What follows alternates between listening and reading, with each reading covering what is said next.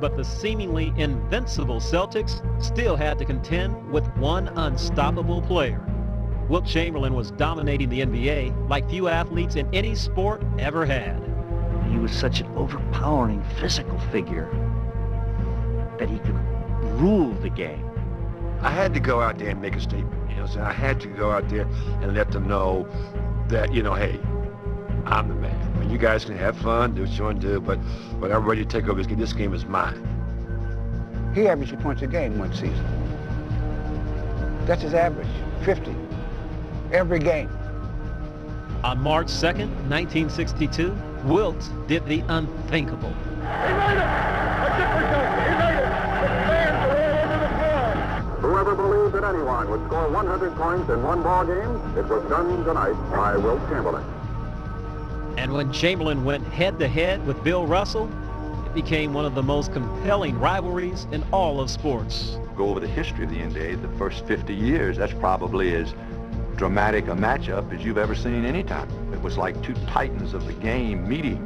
You'd have headlines, Russell versus Chamberlain, and you know, the papers and the fans and everyone played this up.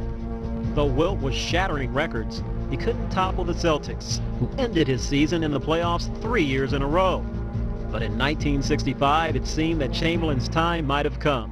His 76ers pushed Boston to the brink in the Eastern Division Finals. As Game 7 would come down to the closing seconds.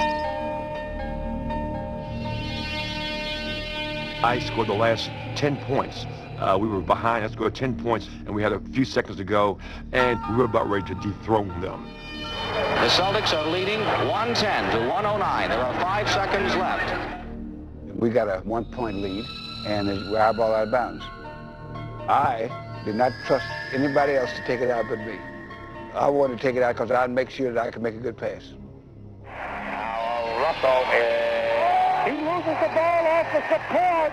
Russell lost the ball off the support, and the ball goes to Philadelphia. We go in the huddle, and all I could say was, guys, we got to do something. Russell said, these goat horns are growing about an inch a second on the top of my head. Someone please bail me out. Greer's putting the ball on play. He gets it out deep, and Havlicek steals it. Over the grand goal. Havlicek stole the ball. It's all over. It's all over. Havlicek steals the ball. I said, Havlicek, how lucky can you be? Russell wants to grab Havlicek. He hurts him. He squeezes John Havlicek. I tell Havlicek, you know, I made you famous. Havlicek stole the ball. Havlicek stole the ball. I said, if I hadn't hit messed up, nobody would have heard of you. The Celtics went on to win a record 8 consecutive titles. But in 1966, Red Auerbach announced he was stepping down as head coach. Yet even then, he continued breaking new ground by naming Bill Russell as player coach. I think all of us were shocked when he appointed Russell to succeed him, because never had a black coach before, not just in basketball, but anywhere. As the first Negro coach of a major league sport, can you do the job impartially without any racial prejudice in reverse? Yes. How?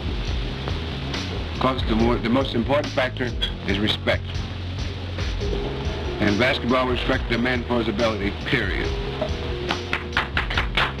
He's got all the responsibility. I'm not going to sit anywhere near him. He is going to be the boss. He's going to run the ball club. Only Red Auerbach could have handpicked his successor and made it a black man in the middle 1960s. But it was still a risk in that if it didn't work, it was going to set so many things back. And Russell's skeptics would have more reason to doubt him in his first year at the helm. The Celtics would lose to their arch-rival Chamberlain and the Sixers in the Eastern Division Finals. And their long championship run had come to an end.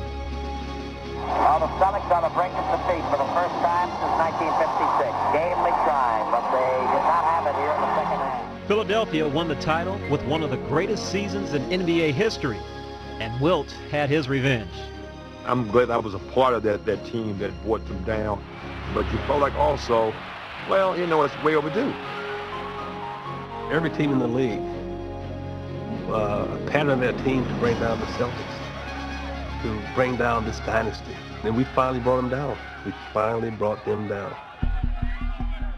I can remember that game when we were eliminated and the Philadelphia fans were chanting, "The Celtics are dead, the Celtics are dead." They're finally dead.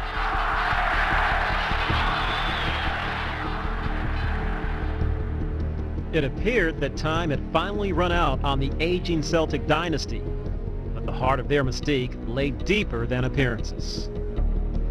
One thing that we've always had in the Celtics is mutual respect. And we think that's the most necessary ingredient for a winning combination. I don't think that when players come to the Celtics initially, they believe all that pride and mystique and that type of thing. But with the Celtics, we always picked each other up. The Celtics would return to the finals and reclaim the championship the very next season. But in 1969, they would finish with their worst record in 13 years,